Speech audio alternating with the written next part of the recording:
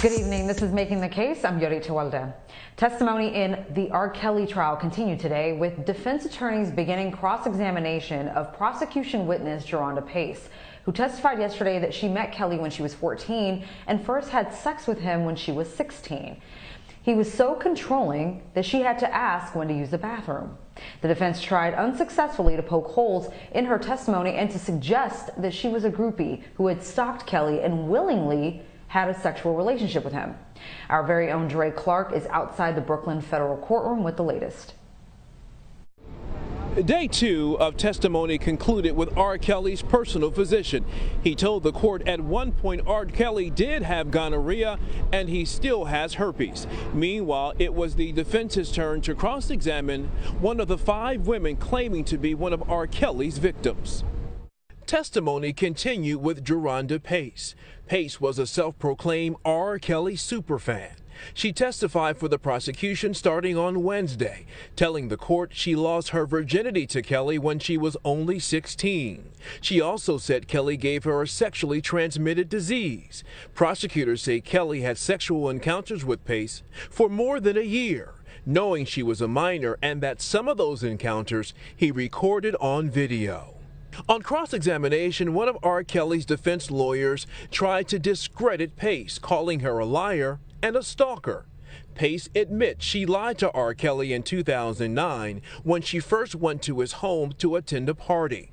She says she told Kelly she was 19 when in fact she was only 16. But she says after having sex with Kelly for the first time, she felt bad and says she told him she's only 16 and she even gave him her state ID to prove it. But she says Kelly ignored her and told her to keep telling everyone she's 19. The defense says Pace sued Kelly 3 different times and in one case received a financial settlement. But the defense says Pace kept trying to reconnect with Kelly, even after suing him because she wanted to be in a relationship with him. The defense says Pace's testimony can't be deemed credible because of clear inconsistencies and contradictions. Before Jerhonda Pace left the stand, she was asked to read from a journal entry in January 2010. And for the first time, we saw her get very emotional. She cried as she read, and I'm paraphrasing here. She says when she visited R. Kelly the last time, she went to his home. And while she was there, R. Kelly attacked her. He slapped her in the face. He choked her and he spit in her face and called her a liar. And then they had sex. Pace said after that last encounter, she went home and confessed to her family what she had been doing with R. Kelly. In Brooklyn, I'm Dre Clark for BNC. There's so much media focused on this trial because of Kelly's celebrity, but the reality is this is the first high-profile trial of the Me Too era where the majority of the accusers are black girls and women. My next guest says that's essential to understanding its significance and why a guilty verdict would send a powerful message. Deborah Tuerkheimer is a professor at Northwestern School of Law and a former assistant district attorney with the Manhattan DA's office. She's also the author of Credible: Why We Doubt Accusers and Protect Abusers. Thank you so much for coming on tonight, Deborah. Thank you. Thanks for having me. Now, there have been some high-profile trials in the wake of Me Too. There was Harvey Weinstein, Bill Cosby, where the accusers were white. Explain how the accusers being black in this case completely changes the dynamics. Well, I want to start by saying that the criminal justice system has never responded especially well to sexual crimes against women. And that's true across the board. But when it comes to black women and black girls, sexual violation has been most overlooked. We see this across our culture. We see this in our legal system, and in particular in our criminal justice system.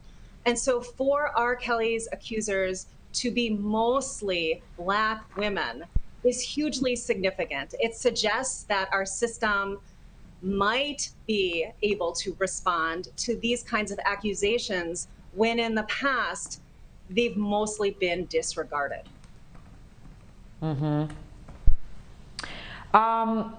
Kelly's defense Kelly's defense attorney is portraying the first accuser to take the stand as a groupie and stalker who willingly consented to sex with a much older man is par for the course, right, in these sorts of cases. But does that strategy seem to work more on jurors when the accuser is a black woman or child? And if so, why do you think that is?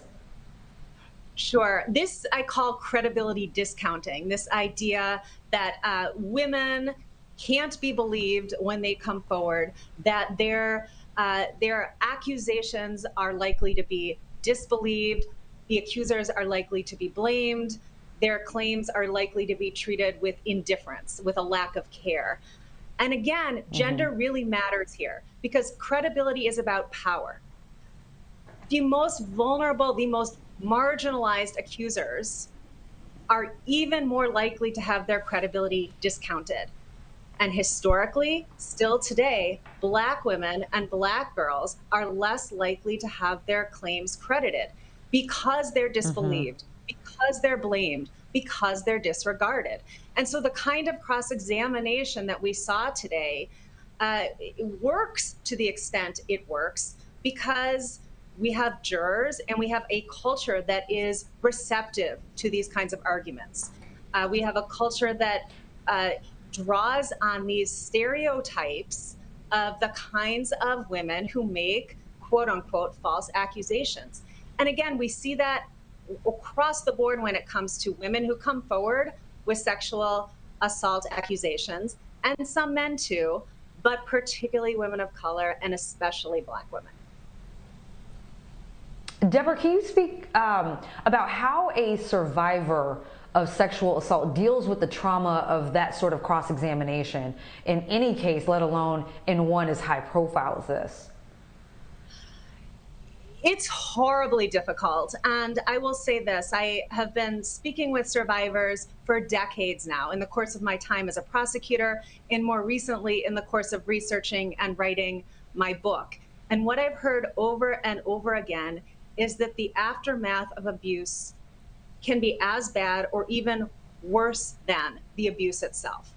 This kind of cross-examination is just one example of that. It's just one example of how horrific it is not only to have one's story disbelieved, but to be blamed, to have the suggestion made that someone got what she had coming to her, or to have someone conclude that it just doesn't matter that this happened. And all of that is at play here in this R. Kelly case.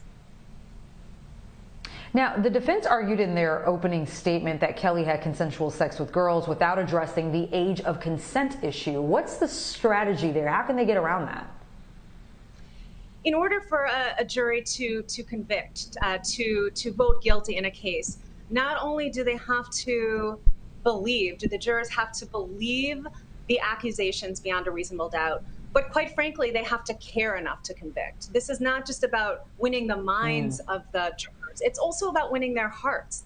And if at the end of the day, one or more of those jurors decides that the underage, the lack of consent due to the underage nature of the victims doesn't matter because this just wasn't that bad for whatever set of reasons, well, that could be a not guilty vote. And so I think that's the strategy there, is to just try to get one or more jurors to conclude that this just doesn't rise to the level of a federal case. Now, you mentioned that gender really matters, and it certainly did for the prosecution and the defense because both the lead prosecutor and defense attorney are white women. Not a surprising move, given the nature of the charges and the sex of the majority of the alleged victims, but how does their race play a role, or does it?